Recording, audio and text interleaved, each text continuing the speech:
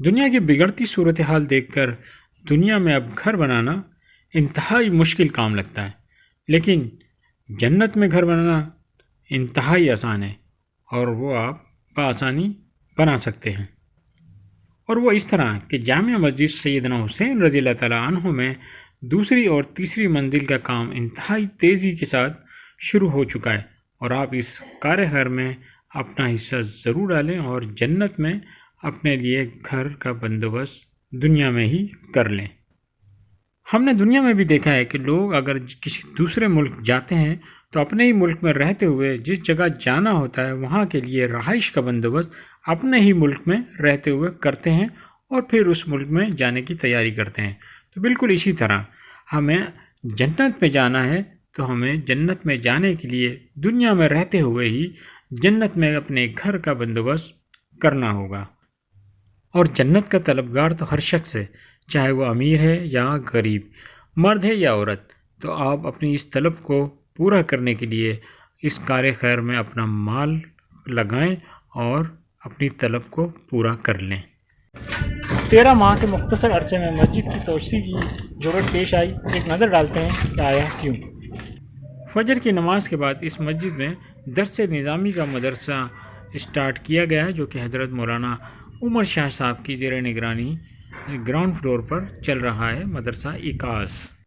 اور یہ مدرسہ تقریباً شام 5 بجے تک چلتا رہتا ہے۔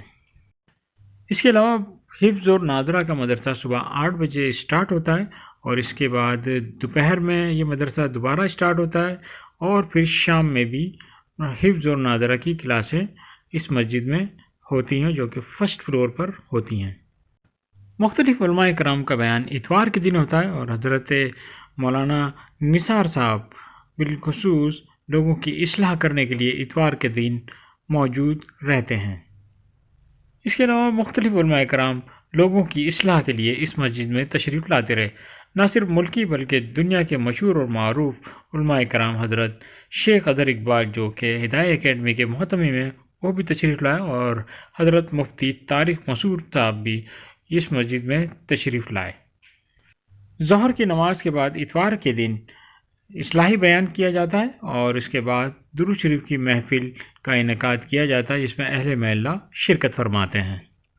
میں بھی نمازی ہوں، اس عنوان سے اس مسجد میں ایک پروگرام منعقد کیا گیا، جس میں بچوں کو 40 دن تک بالخصوص فجر کی نماز تکبیر اولیٰ کے ساتھ اسی مسجد میں ادا کرنی تھی، اور بچوں میں بے تحاشا یہاں پر تحائف تقسیم کیے گئے۔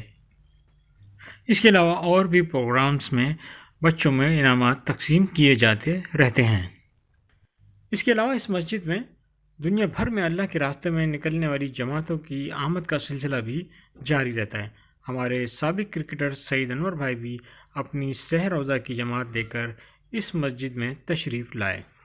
صبح سے لے کے شام تک اللہ کے دین کی صدائیں اس مسجد سے آتی رہتی ہیں، اور یہی وہ وجوہات تھیں کہ نمازیوں کی تعداد دن بدن بڑھتی چلی گئی اور مسجد میں جگہ کم پڑتی گئی، اور اسی وجہ سے مسجد کی توسیع کرنے کی ضرورت پیش آ گئی۔ تمام اہل محلہ بھی مبارک کے مستحق ہیں، کیونکہ ان کے تعاون سے ہی اس مسجد میں تمام پروگرام خوبصورتی کے ساتھ انجام پائے، اور انتظامیہ نے بھی دل و جان سے اس مسجد میں اپنی خدمات کو پیش کیا، جن میں حضرت مولانا نثار صاحب، قاری عزیر صاحب امام مسجد، اور راشد صاحب اور عدنان بلند صاحب کی خدمات قابل تحسین ہیں۔